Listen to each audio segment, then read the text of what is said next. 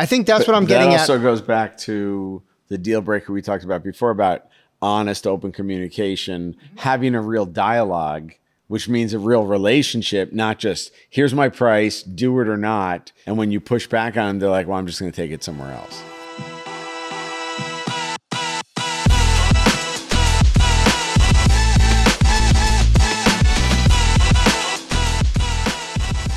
Welcome to another episode of No Followers Podcast. I'm T. This is Bob. Mystery episode? No prep episode? Okay. No prepisode? All right, let's go. All right. I have chosen a topic at random from my mind. Okay. Bob has no idea what it is, and he's about to find out right now. I can't wait. All right, Bob. Today's topic is, dun, dun, dun, deal breakers. All right. What are things that are deal breakers for you that you look out for up front? So you have a lot of deal breakers. I can list them with all the rants over the last 20-something episodes. But I'll let you go. Then I'll talk about it. All right. Well, I have one coming off of a conversation this morning that I had with someone. I know that conversation. Yeah, you know where this is going because I talked to you about it. If you bend over backwards for someone, and the conversation I had with this partner is that I think you're using partner in the wrong term, though. Well, he was a customer, but it's more of a collaboration. Yeah, it's more of a collaboration. It's not a partner. You don't have joint ownership. No, we don't. So we it's not. Each make our money. Right. So a partner. I think we have to separate customer from partner because there has to be different levels of deal break. And this particular person walks the line between customer and collaborator because we were kind of in it together. But as subs. Yes. So I was a sub to him. Right. Yeah. But they were looking out for my interest, which I appreciate. But our joint customer wasn't appreciative of all the bending over backwards that we did to make them happy. And we did get paid to make them happy, but there was a lot of, they should have seen the value beyond the dollar amount because we created more value than that. And I think that's the red flag. I'm going to have to disagree with that. Go ahead. On many levels. One is, because you're 2 steps removed from the customer. I am. Did they really know how much effort you put into their changes? And most clients don't care about the work. They care about the result. Yeah. So I'm going to disagree. Like, that's not a red flag. If a client doesn't appreciate what we did. Well, I guess it's if they don't see the value.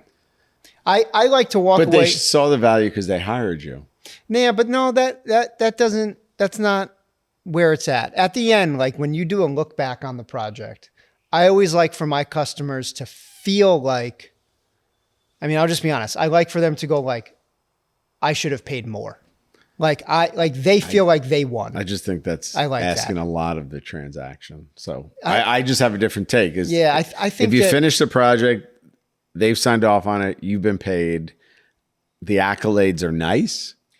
So that's more ego food. I'm sorry. That's not what I mean. I stated that wrong. Okay. It's not about being praised. It's not about accolades or being praised or anything like that.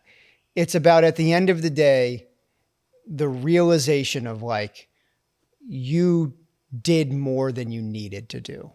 And I will always do more than I need to do. But that's subjective. Some people could see all the effort you do and say, this was all useless effort. We've had many clients that said. This one was objective. That's a tough one. I don't know. I don't know if that's a red flag, though, that we can impart to the viewers and listeners and our members. I don't know if that's the deal breaker. For me, it's the dishonesty, the lying, the BS. I'm trying not to curse. That is a huge deal breaker for me. Right? Yeah, but those are obvious. Yeah, but listen, we were in a meeting where the person said, because this client came from this industry, I accept them with their lying answers. And I was like, that I don't accept it at all. And we walked away. But people accept that stuff. Like, I know you're full of crap, but I'm still going to deal with you. Yeah. See, like I look at that as like first level. Like first level is, are you honest? Are you doing what you say you're going to do? Are you, true to your word? Are you a genuine person? That's first level for me. Second level is, do you understand, and this kind of goes to what you're saying, like, do you understand the depth of work that you're asking for? Because, and I guess this is what I'm getting to. If you don't, you'll never be happy. Let me, if I may, provide you with a concrete example. Okay? Do you want to get on the edge of your seat, or you're okay where you are? No, I'm pretty good here. Okay. So I had a phone call from someone, and they said that they had. Is that the edge of the seat moment? You had a phone call from someone? But wait, there's more. Why don't more viewers call him? Don't call me. Call him. I get these DMs that are ridiculous. I'm good. I got a phone call from someone that said they had 25 grand and they wanted to build a bike, motorcycle. And I said, okay, what are you looking for? And they listed out everything they wanted. And I said, well, that is about $80,000 worth of stuff that you want. And I don't think that I'm the shop to do it for you, right? And I talked to someone else and they said, you can send those people to me. They were like, I'll do that work. And I said, here's the problem. Even though they have 25 grand, in their mind, they see an $80,000 product. Who's making up that difference? Am I doing that work for free? And are they paying for that? Are you going to get them in the door for 25 and then try to incrementally upsell them? Because I don't do that. No, I don't do that either. Upfront with you about what it's going to be. Either you're okay with that or you're not. At that moment, we have a fundamental differing valuation. In your mind, you think that an $80,000 bike should be 25. No matter what I say to you, you are not going to understand the value and the work that it takes to create that thing. But let's go back. Isn't your job then, before you classify it as a deal break, to say, and I think you did this, this is what you're asking for. This is, from my view, what we have to do and the cost structure. And then if they don't accept it, that's the deal break for you. Because the deal break is before you're that. You're the but why would it be? Because your job is to educate. So I guess what I'm not communicating well is that there's like a sixth or maybe even seventh sense, Bob. God. Yeah. No, there is something that you can pick up on that, in my experience, if I have to convince you of the value. Are you going to have a psychic neon light outside this building? Bob, I just had a feeling. No, see, this is where we differ. I'm not that intuitive. No, I keep everything very black and white because I'm simple. Oh man, I disagree. Because I've heard you say, if I have to convince you of the value, you're never going to get it. And that's where I'm at. If I have to convince you, first I try. There's someone very specific. Right. First I tell you. I say to you, and hey. then I deal break. And then I say to you, I say, hey, so that's 80 grand worth of stuff that you mentioned. And you say, I don't understand. Explain it to me. If I've sent you a quote and you still don't understand, there's really not much for me to do. And because I've had those, and there's someone very specific. But if you were psychic, you would know that they weren't a client anyway. That's right. I'm picking up on the fact that that's right. If there's someone very specific that we both know that I'll say off air. Do I know this person? Yes, you do. Okay. I need more information. Who does not understand the value of the work involved, that doesn't understand why it takes the money it takes to create that product. I think you know. Isn't that like most people? It is, but most people, when you first meet them, yes, that is most people. But then if you say to them, okay, here's what it takes to do that, and they go, it's not them going, I don't have that budget. I'm fine with that. And in fact, I had a very good conversation with a potential customer who gave me their budget. It was significant. They gave me their demand list of what they needed.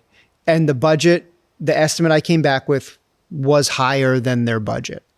And I just said to them point blank, I want to be honest with you.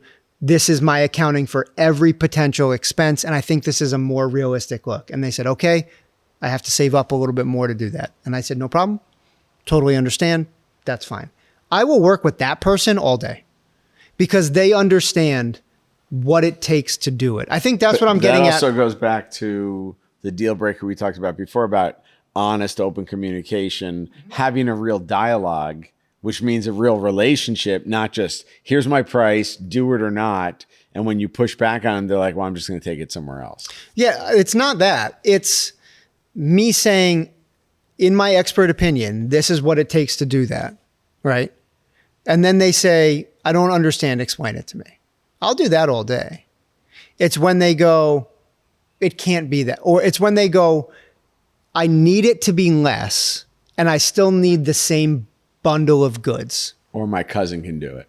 Well, that's an immediate, I'm out of here. I'm just adding other, you laid out this there's a guy prep by me podcast. And I'm just making a list because that's our job to make a list. For sure. Practical things. If somebody says that, send them that way. All right. Well, here's a big one. Oh.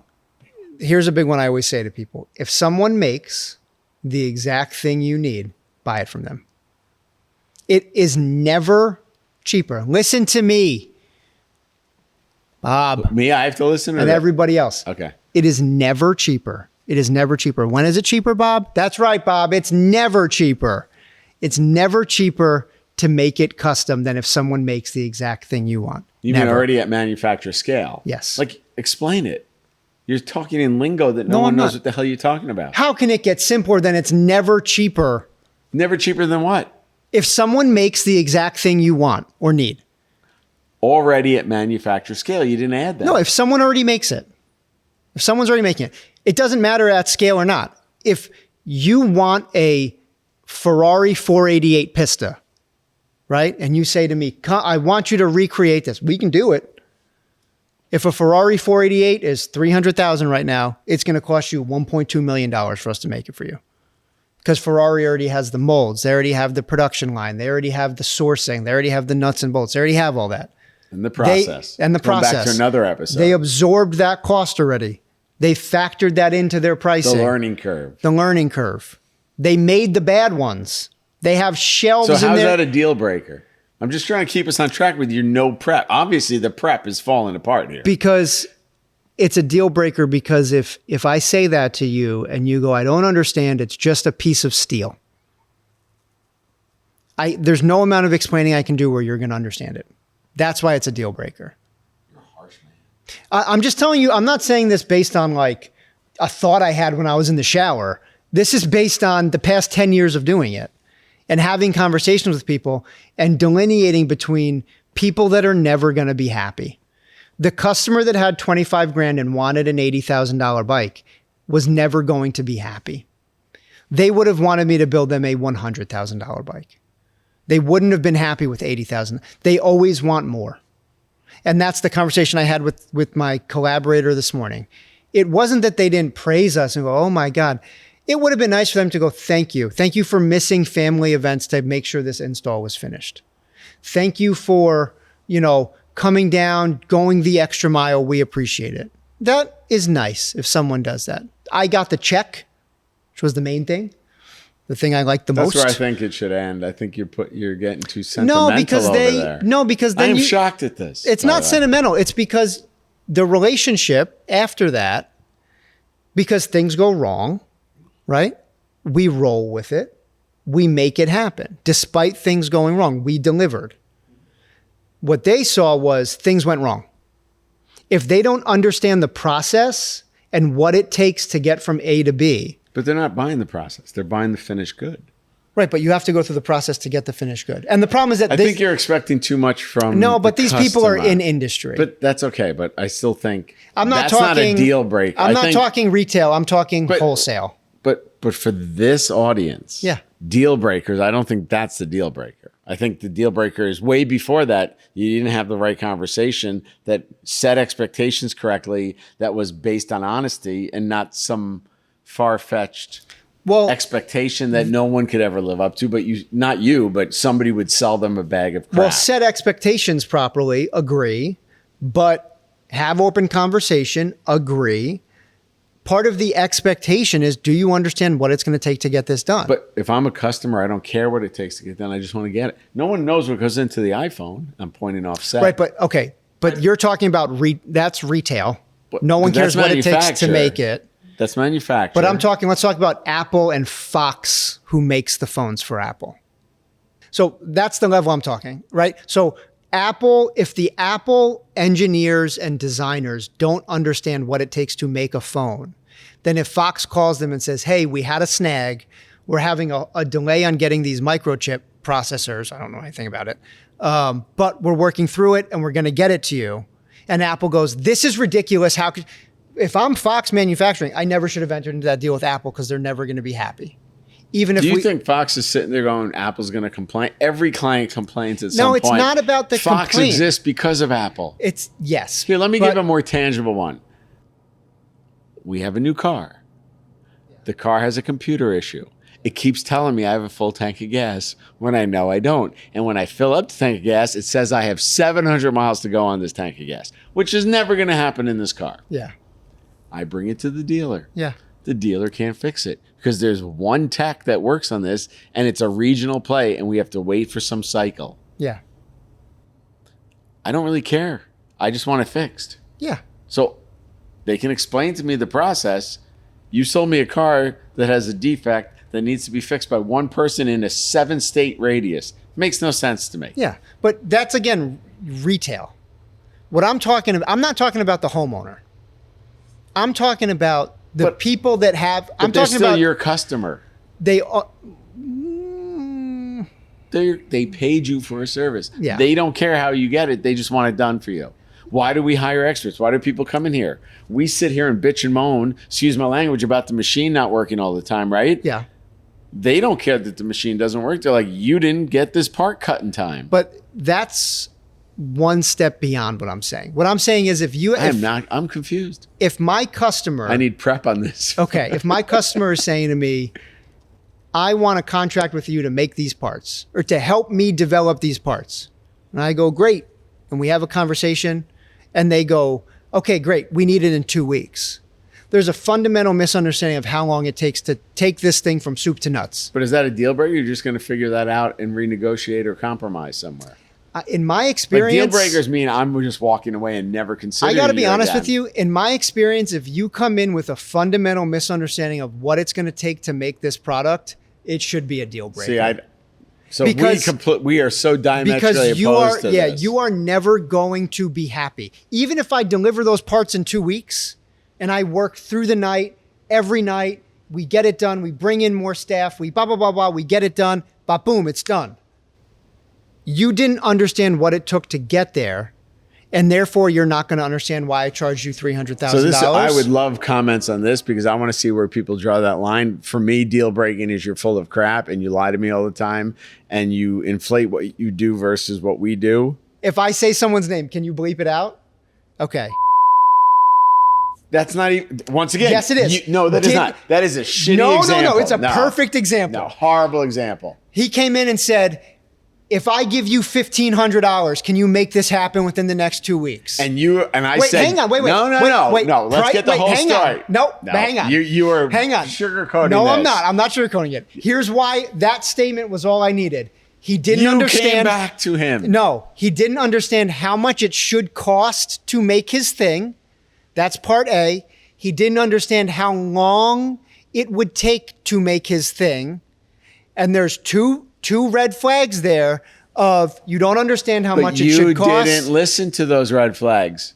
Because I did. That was the final straw. Hold on but go back a year and a half ago when first meet I had with him, I said, never take him. He's not coachable and he wants to do too much with too little. He doesn't listen. And you're like, I agree. And then you take other meetings with him. So how is that a break point for you? Didn't I just say I've learned? Didn't I say things I've learned over the last 10 years? Okay? I tried very, very, very hard to work with him even after and make that thing. One of your partners said, really bad idea. Yes. Okay. Because I got that on tape. And this goes to show you, no matter how good your product or idea is, if you are uncoachable or not a good fit, it's not going to work because we ultimately terminate it. It also says the power of real relationships and partnerships. Yes. Because I should have walked away. That was a deal breaker. I should have walked away from you. From me? Yes. Because you weren't listening. I was like, here's all the reasons you can't work with this guy. And you didn't listen. And I'm still sitting here laughing. That's a half truth. You said, here's all the reasons you shouldn't work with him. But you said, I'll back you if you want to. And I said, let me go. I don't remember saying yes. You said, if you want to roll the dice, I'll back you. Oh, that's true. I usually say that. Okay. I say that to all of our team. So I said, let me take it one step further. Because I thought that it was a good idea. I thought that it was an interesting market, and I thought that it was a product that I personally wanted to make. So I said, let me go one step further, right? Then the second to last straw was he came in and said, if I give you $1,500, can we make this happen within the next 2 weeks? And I'm too busy because I have to go do something. Yes. Then that was the final straw. Was three. There's my other deal breaker, which I think I've said before. Not respecting time. Well, no, you telling me you're too busy. Yes. That's a deal breaker for me, because if you're too busy, why are you sitting here? Because then you mean I'm going to do all the work for you. When people call me all the time and they say, I know you're busy, but I immediately cut them off and I say, we're all busy. I appreciate the fact that they're saying that, and they're saying, I don't. It's just stupid. They're saying, I understand that you're busy and you would have to fit this in. See, there is a good partner. They understand what they're asking me to do. Or they read it in a book that they should open up a conversation that way. I don't buy that. No, I take that as they are understanding that they are asking me to do something. They are asking me to either back burner other work or fit them in or work through the night or whatever they're asking me to do. They understand that. They're still asking me to do it, but I'll do it for them because they understand what they're asking me to do. That's what I'm getting at. Right. The other person that we mentioned, he who shall not be named, right? That you named that I got to bleep out now. Yeah, bleep that out. Definitely bleep out his name or any other identifying information because I have no ill will against him or her. No, I don't. Whoever it is. But those were red flags. And now, well, since you're already bleeping it, I'm going to bleep one other name. Oh, God in heaven. That's just fake. Come on. Right. But that's not even something to talk about. But he is someone else who he says, I got 20 grand. Let's make this happen. And I need it done within the next month. Here's some deal breakers. People that are full of crap all the time, never have the money they say they have, and then all they do is jump. But what we're trying to give people is indications from our lessons learned of how you filter through that. And what I'm saying is one of the ways that I have seen that you can filter through the bullshit pretty quickly is if someone doesn't have a realistic of understanding. Just ask questions back. You can break down anybody's sales pitch by asking really direct questions. You did it to me. You hated what I was saying. When we first met, I know you hated what I was saying to you. I didn't hate anything you were saying. Yes, you did. You hated it. No, You're like, this is what everybody else. I did. This isn't what everybody else is telling me. But what have you always told me? Every time I told you something, I said, here's why I'm saying this. I always created the foundation of why I was giving you this advice. And it was always from experience, not from some book or from some motivational speaker I heard. Yeah. You didn't agree with what I was saying half the time. We don't always. You don't have to agree with someone. No, but I'm saying, but you ask questions like, why are you saying this? Because everybody else said X. And I said, I'm saying Z because this is what I've seen. And you should ask questions. But what I'm saying is if you're asking me, what are your red flags for potential deal breakers? Some of my red flags are not having realistic expectations of time or budget. And then a thing that's just an extra whatever, something that grinds my gears is if Did you create that term? Yeah, I made that up. If I bend over backwards to do something and there's no acknowledgement. Yeah, I don't care about the acknowledgement. See, we live differently. I'm not saying you need to pat me on the back, but I'm saying if another job comes up to bid and you go, we're going to move on from you. And I'm going like, I just bent over backwards to fulfill your contract. But that's what I mean though. I bent over backwards to fulfill your contract in the prescribed time. I did all the things I had to do. We're getting yelled at right now. And bent over. Silently yelled at. Yeah, these are all Tommy's red flags for us, running over time. I bent over backwards to make it happen. Checked all the boxes. Did everything you needed done. I mean, this is like a certain politician. And now you're going to go, I decided. That's every politician. Well, yeah, for sure. Let's just put that out there. That is a red flag for me. Unrealistic expectations of time and budget. If you are aligning with partners who are never going to be happy, don't align with them. It's going to be a rough road. That was a long-winded way of saying it's going to be a rough road. Well, because I'm trying to point out actual things. I'm trying to point out actual things for how people know this person's never going to be happy. And one of the ways I know that is unrealistic expectation of time, and budget, and said it like 5 times already. And work involved. Okay. All right. Wrap it up. All right. Thank you for listening to this argument that we had. I hate the No Prep podcast theme. More No Prep podcast coming your way. I'm T. This is Bob. Support the sponsors. Follow, like, subscribe, comment. Tell me why you think I'm wrong. Be on Bob's team. I don't care. I care. I don't care. All right. We'll see you next time.